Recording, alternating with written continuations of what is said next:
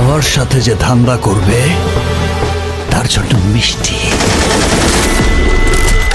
আর আমার শত্রুর সাথে যে ধান্দা করবে তার জন্য বুলেটের বৃষ্টি।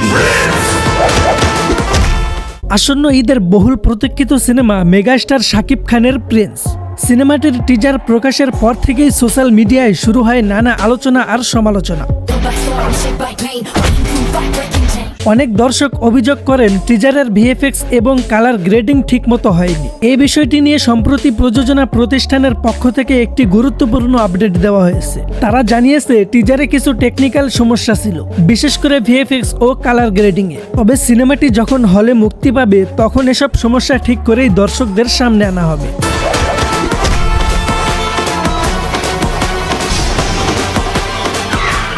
প্রযোজনা প্রতিষ্ঠানের মতে টিজারটি মূলত একটু তাড়াহুড়া করেই প্রকাশ করা হয়েছিল, আর সেই কারণেই কিছু ভুল হয়ে গেছে। তারা আরও বলেছে সিনেমার গান এবং পরবর্তী কন্টেন্ট প্রকাশের পর দর্শকদের অনেক অভিযোগই দূর হয়ে যাবে। প্রিয় দর্শক, এই বিষয়ে আপনার মতামত কি কমেন্টে জানান। আর প্রিন্স সিনেমার সর্বশেষ আপডেট পেতে আমাদের চ্যানেলটি সাবস্ক্রাইব করে রাখুন। ঢাকার এই আন্ডারওয়ার্ল্ডে হাজার হাজার শিয়াল ঘুরে বেড়ায়। কিছু থাকে নেকড়ে, ভয়ঙ্কর,